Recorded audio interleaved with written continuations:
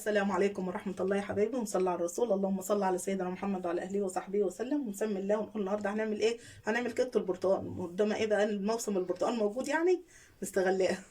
يلا ونحطها كله، هنحط مقاديرنا كلها في الخلاط. أول حاجة معايا بيضتين،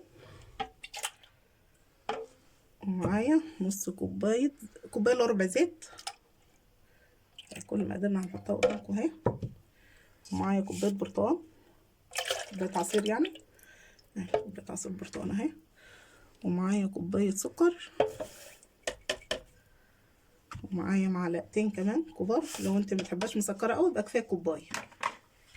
ومعايا بشر برتقانه، بس ما ناخد الخارجي بس، ما ناخدش الايه الابيض، واحنا بنبشر يعني خلي بالنا. ومعايا معلقه ايه بقى فانيليا، لو موجوده فانيليا سايله حطي، قصدي بودر حطي اي فانيليا تعجبكم. ومعايا معلقه خل كبيره اهي.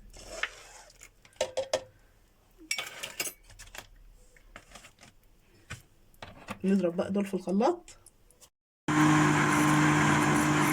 انا كوبايتين ونص دقيق، ننخله كام مره كده يعني، ننخله مرتين. ومعايا ايه كيس بيكنج باودر، هنحط كله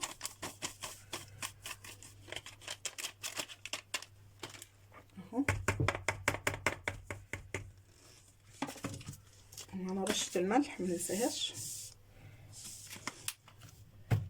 ادي كل مكوناتنا، هنجيب كده وضربنا المكونات السايله اهي اهو. ضربنا الايه الخليط السائل كله اهو.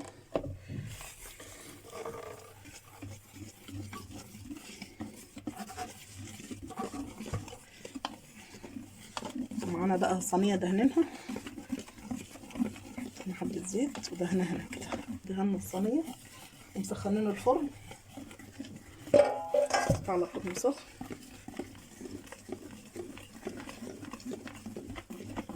اهي بالشكل ده كده.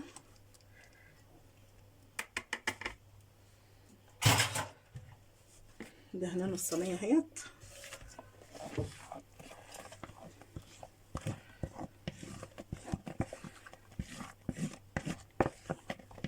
على درجه حراره 180 على الرف اللي في النص.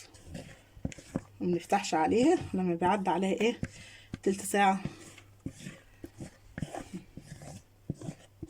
وما تطلع بقى من الفرن اوريها لكم اهي ازاي بس كده.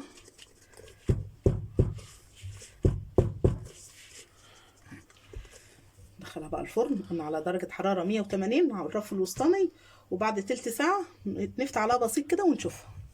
ادي كاكايه يا حبايبي اللي بالبرتقانه اهيت، ما شاء الله حلوه اهيت. اي بس تبرد بس كده ونقطعها مع بعضنا.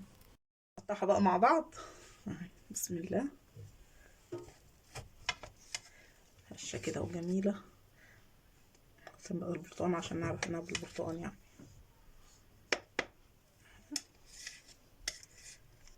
بسم الله ما شاء الله اهي. تسيبكم البرتقانه ديت اهي، بص هشه ازاي جميله اهي. كيكه البرتقانه اهي ما شاء الله عليها. تعملوها بمقادير سهله وبسيطه ونقدر نعملها كلنا. دي الكيكه اهي يا حبايبي. يلا اشوفكم على خير يا رب. متنسوش تعملوا لايك وتشتركوا في القناه، والسلام عليكم ورحمه الله.